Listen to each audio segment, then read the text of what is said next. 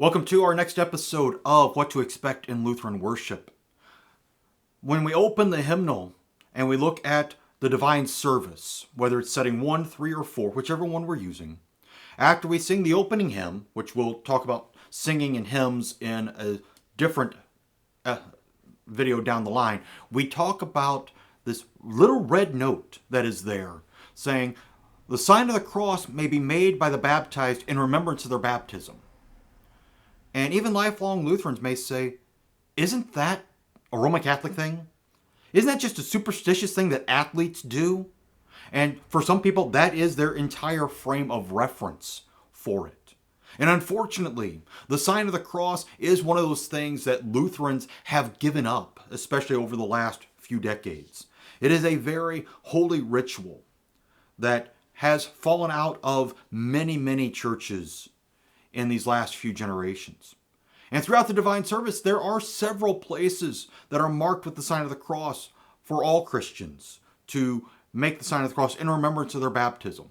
The invocation right off the bat, receiving the words of absolution, the last line of the creed when we talk about life everlasting, the words of institution where we talk about this is my body, this is my blood.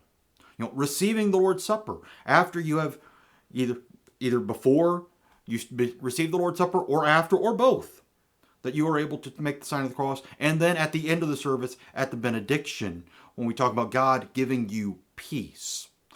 All of these places are great and wonderful places to do it. And I know of pastors who are a little more high church than I am, who have many other places throughout the service that they make the sign of the cross in various and different ways. But in each of these moments, it is a time not for showmanship. It is not a time for look at me.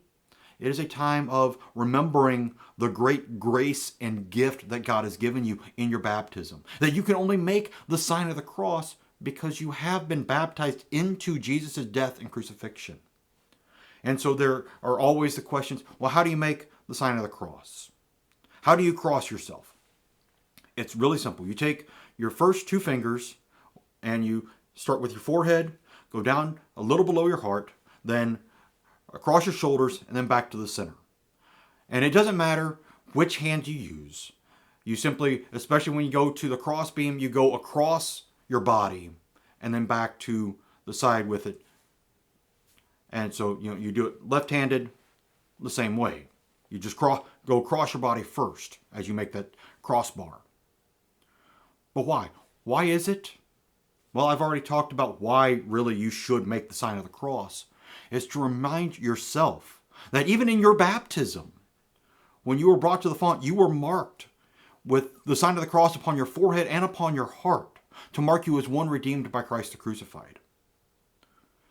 It brings us back to the reason we are in worship in the first place. We are not here to check something off the list, to say, okay, I've done this. I have either ended my week or I have started my week off on the right foot. That's not why we're here. We're here because the cross of Jesus Christ, his death and resurrection are the most important event in all of human history. There is nothing greater than that moment.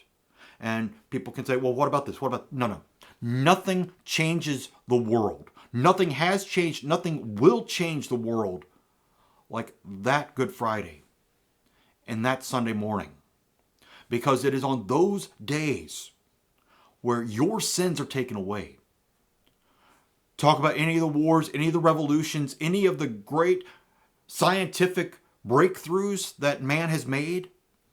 None of them come close to that moment. Because none of those things can take away your sins. None of those things can take away your real problem.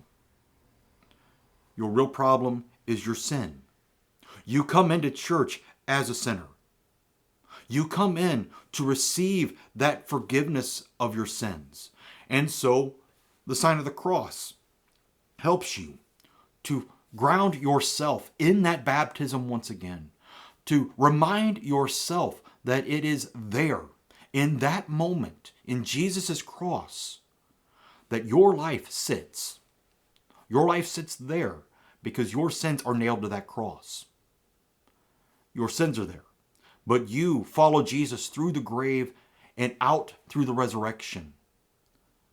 This is why we have the sign of the cross, to remind ourselves of this gracious gift. We do it because we need a physical reminder, just like the water in the baptismal font, as I do at the invocation, making the sign of the cross upon the congregation. That is that physical reminder, because we human beings need those physical reminders. And Luther calls us, even in his catechism, to make the sign of the cross at the beginning and the end of our days, as we say the morning and evening prayers that he has in his catechism. Why? Because that is where our lives are grounded. That is where every day needs to be grounded, is in our baptism into the death and resurrection of Jesus. That's why we make the sign of the cross in worship.